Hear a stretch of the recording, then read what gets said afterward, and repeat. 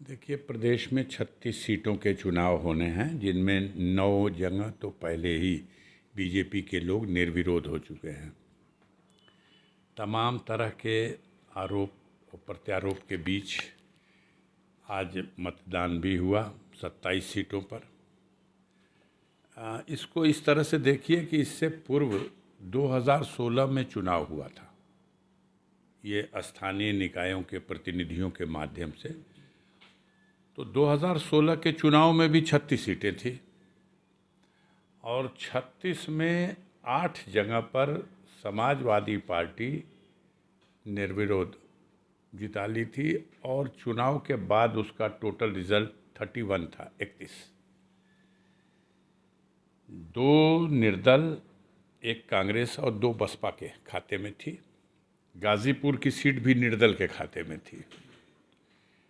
ये चुनाव, इसलिए मैंने ये बताया कि ये चुनाव का जब पिछला इतिहास आप देखेंगे तो उससे साफ जाहिर होता है कि सत्ताधारी दल अपने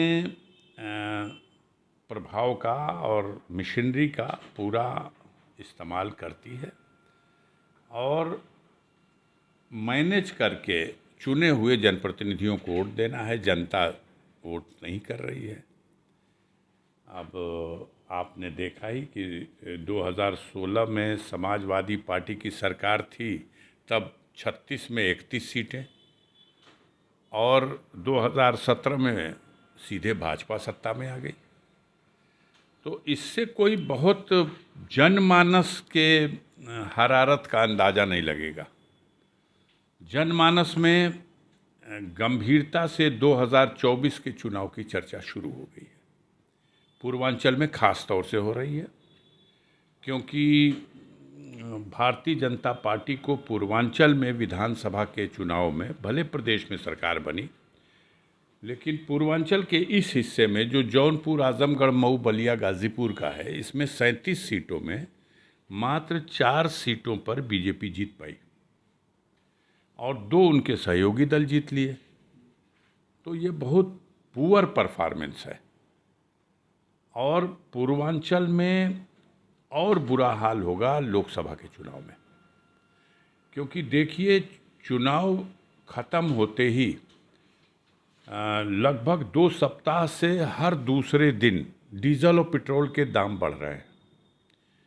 जो सीएनजी गैस है उसके दाम 2 गुने से भी ज़्यादा हो गए।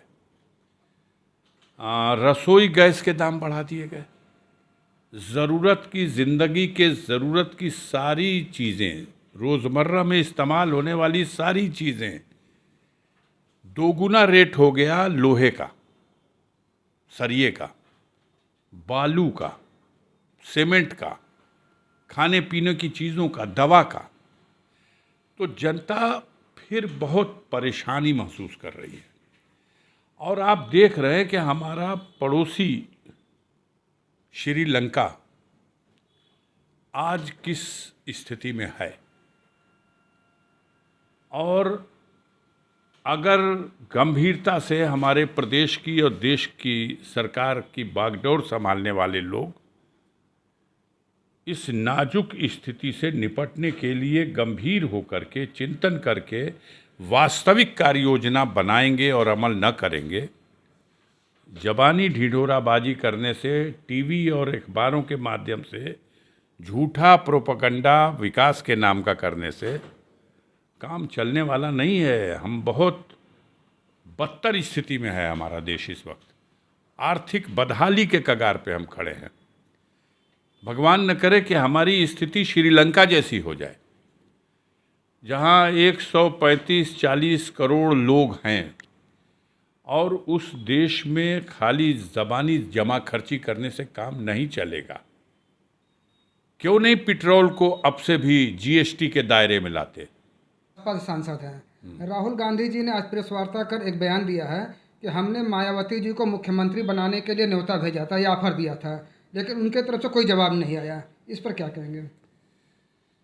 देखिए, अब राहुल जी ने क्या बयान दिया है और उसमें क्या वास्तविकता है मैं नहीं जानता, लेकिन हमारी नेता आदरणीय बहन कुमारी मायावती जी नीतिगत निर्णय वो लेती हैं। और हम लोगों के संज्ञान में ऐसी कोई बात नहीं है। कांग्रेस के लोगों की इच्छा रही होगी कि बसपा के साथ मिल के चुनाव लड़े, लेकिन ये निर्णय हमारी लीडर लेती हैं। इस पे किसी कार्यकर्ता को, किसी एमपी एमएलए को अपना वक्तव्य देने का कोई औचित्य नहीं होता।